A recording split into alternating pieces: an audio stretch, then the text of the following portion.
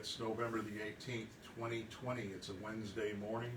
A little chilly out there. We had some minus temperatures this last week, and I think we're expecting some snow here in the next few days.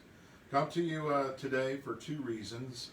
First is to wish you a very happy Thanksgiving and send you a little message along with that, and then I'll end with a COVID message. We're all aware of many of the COVID challenges that we're facing, and I want to get specific with you, ask for your help this morning.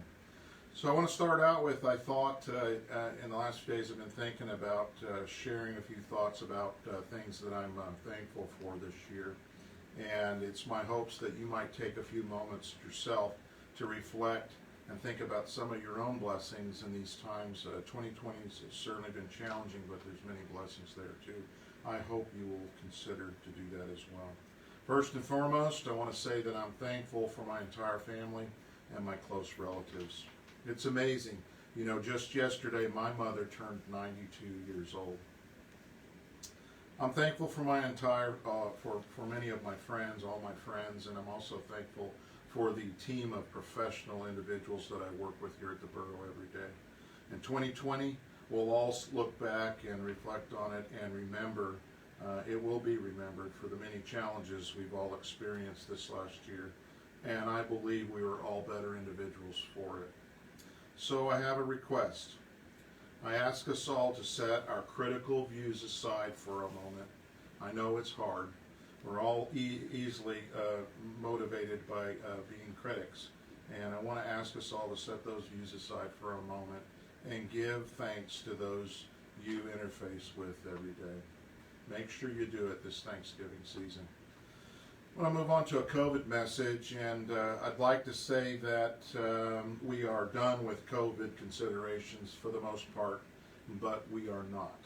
There's still some things that we need to do as individuals. I'm not here today as your mayor to request to promote mask mandates. I think you know that about me, or give any additional considerations for mandatory measures. I don't agree with mandatory measures because I think we're all individuals and we're responsible. I'm here today, however, to request that we all unite together as individuals and be responsible for our decisions. Yes, be responsible for your decisions. And work smart in an effort to protect each other. Yes, we need to protect each other. We all need to once again flatten that curve on the case counts. The case counts have gone up, and we need to work hard as a community to flatten that curve. We have all heard the safeguards many times. I think we've been inundated with it. Do these three things, right? You know what they are. And some of us believe they work when they're followed, and some of us really prefer to not be bothered with the whole ordeal. I understand. You have the far left and you have the far right, and you have those folks that are in the middle. We all have an opinion about it. But I believe strongly that we need to do two very important things to survive this lifetime experience, and I need your help here. See if you agree. Number one, we need to protect the health and well-being of all essential individuals. This Kenai Peninsula and the individuals that live here are essential. We need to protect everybody that's here. Number two, we need to keep all of our businesses open and operational. If we can do those two things and then still lower the numbers, keep the numbers at a level to where we can exist with them, I think we're going to be a very, very successful community.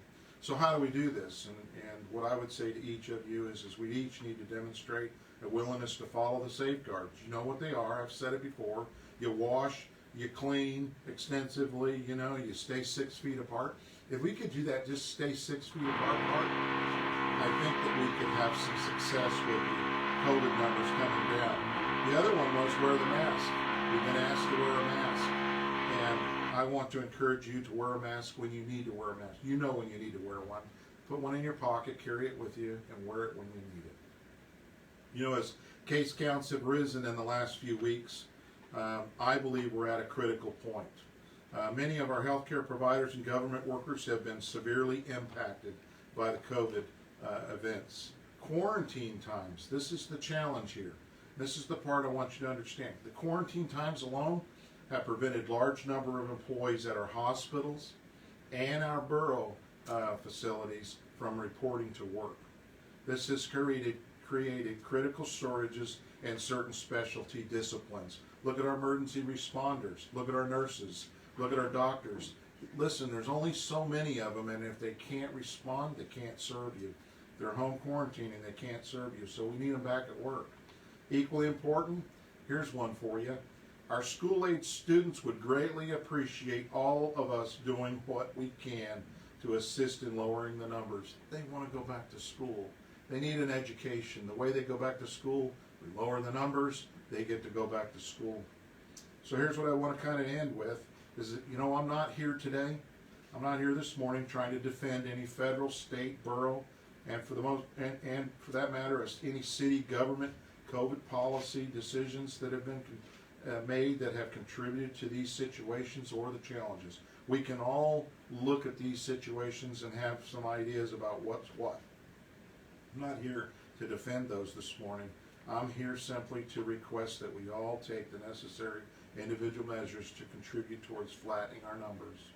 Please, only good results can follow if we do this. So don't be the critic this morning. Don't turn into the critic and say, give us your opinion on a critical side.